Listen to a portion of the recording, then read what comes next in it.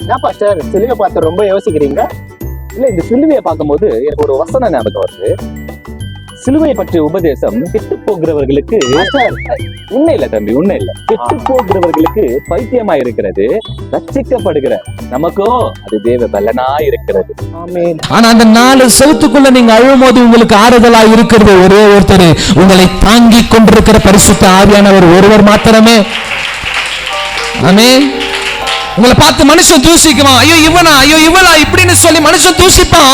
ஆனா ஆண்டவர் தூசிக்கிறவர் அல்ல, உன்னை சுமந்து கொண்டு தப்புவிக்கிறவர். அல்லேலூயா. அவர் உன்னை சுமந்து கொண்டு தப்புவிக்கிற தேவனாகிய கர்த்தர். அல்லேலூயா.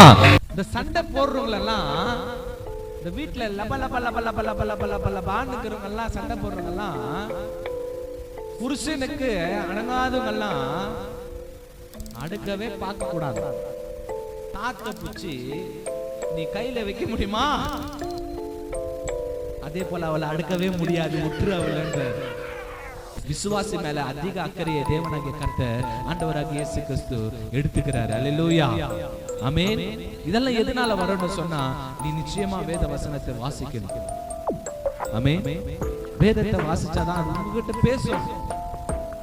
ஆண்டவர் உங்ககிட்ட பேசவே இல்லைன்னா நீங்க எப்படி வாழ்க்கையில நடக்க முடியும்? பேசுனா தானே. அல்லேலூயா.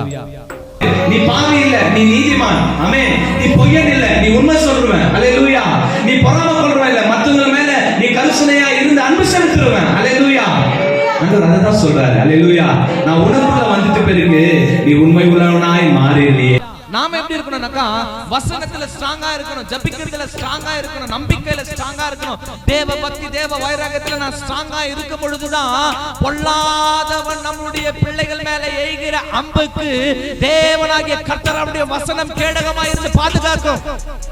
அல்லேலூயா. என்ன பாஸ்டர் ரொம்ப ஆழமா யோசிச்சுட்டு இருக்கீங்க போல இருக்குது. நீங்க யோசிக்கிறத பார்த்தா இந்த உலகத்துக்கு என்னமோ சொல்ல வரீங்க போல இருக்கு. இந்த உலகத்துக்கு ஒண்ணு சொல்ல விரும்பல, ஆனா விசுவாசி இருக்கிற உங்களுக்கு ஒண்ணு நான் சொல்ல விரும்புறேன். சொல்லுங்க பாஸ்டர். தீய ஆறுத்துக்குள்ளே குடிக்கணும். விசுவாசியா இருந்தா சாகிறதுக்குள்ளே ஒரு வாட்டியாவது பைபிளை படிக்கணும். அப்படி படிக்கல என்ன ஆகும் பாஸ்டர்? தீ ஆறிச்சுன்னா ஒன்னும் பிரயோஜனம் இல்லை, குடிக்கிறதுக்கு அது வேஸ்டா இருக்கும். அதே போல விசுவாசியா இருந்தோம் இந்த பைபிளை படிக்கலன்னா நீங்க விசுவாசியா இருந்து ஒன்னும் பிரயோஜனம் இல்லை.